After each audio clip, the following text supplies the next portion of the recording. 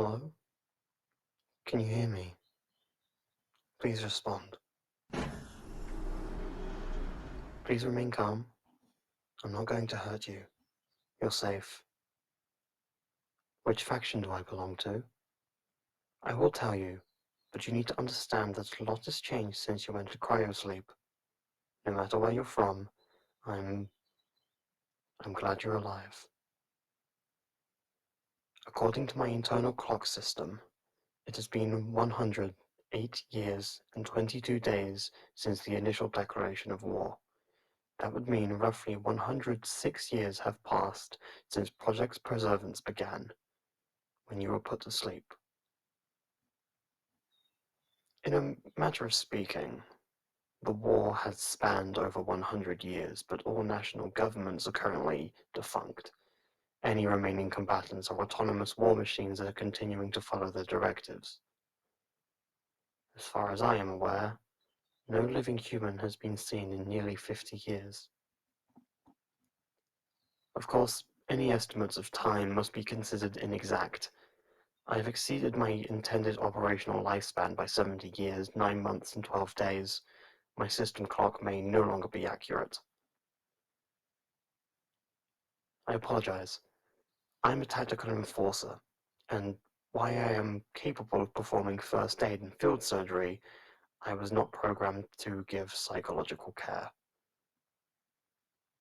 No, I am not human. To reiterate, you are the first live human specimen to be found in the last half-century. Of the 250 cryogenic sleep capsules in the facility, only one was operational when I arrived. Yours. I apologize. Perhaps if this place had been discovered sooner. Neither I nor any of my peers were given the locations of any Project Perseverance sites. To reduce the probability of them being targeted for attack, we only began to search for them once no other objectives remained. Please step out of the pod if you are able. Now that you're awake, you need to raise your core temperature. Allow me to assist you. Stay close to me. The residual heat from my power cell should help. Do you feel any better? Good. I'm glad I could be of service. There. Can you walk? I assume some disorientation would be normal. My name? Oh, no. I don't have a name as such. My designation is TE Model Delta serial number Q11NN, manufactured and operated by the North Atlantic Syndicate. Formally, that is. Quinn. I have not been called that before. That is acceptable. What is your name? Understood. Now, given my lack of standing orders or superiors to report to, I will make your well-being my priority one, if you will have me. Thank you. I swear to perform my duties to the fullest. I won't let you down. Now, this facility contains a rehabilitation center. We should go there and make sure you're healthy. Please stay close to me.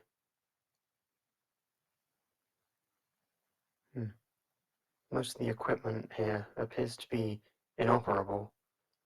I suppose I shouldn't be surprised, given the low power reserves. I can at least perform a surface-level scan of your vital signs myself. Please hold still. Good. Your vitals are within acceptable limits. Please let me know if you experience any discomfort, fatigue, or... You're hungry. This rehabilitation center should have some nutrient supplements for this exact occasion. Hopefully they haven't expired. It's been a long time since I last needed to carry any food myself. No, I don't eat. But while the North Atlantic Syndicate was in operation, I was attached to a squad of human commandos. Fully automated armies had not yet become the standard when I was created. In addition to heavy equipment, I also carried extra rations in case of emergency. What happened to my squad? Well, as I said, I have exceeded my intended operational lifespan by 70 years, 9 months, and 12 days. Were any of them still alive, they would be over 100 years old by now. Humans of such advanced age are unsuited for survival in the world's current state. Here, water and nutrition cubes. Nearly 50 years remain until the printed expiration date. The surface. It has changed drastically since I was created, so I can only assume it will be nearly unrecognizable to you. Most population and industrial centers have been rendered uninhabitable by radiation, but many species of flora and fauna continue to thrive in other locations. As long as you avoid any significant danger, a human should be able to operate on the surface. In theory, at least. It may become a necessity eventually. The food and water in this facility will inevitably be exhausted, and you will need to forage on the surface. In fact, even as a machine myself, I'm not sure how to explain this phenomenon, but some non-combat robots here, they have advanced beyond their original programming. Many of them behave similarly to how humans once did, banding together to form collectives and even maintaining agriculture. I've encountered several robot settlements that use cultivated plant matter to fuel biomass reactors and charge their power cells. It may be possible to procure food from them. Yes, some military robots have evolved as well, but others... As such, please inform me if what I am about to tell you becomes too distressing. You've been through a lot today. Understood. By the time the final remaining world governments began to collapse, the world had escalated beyond anything I was programmed for. Even as resources dwindled, the production of war machines persisted.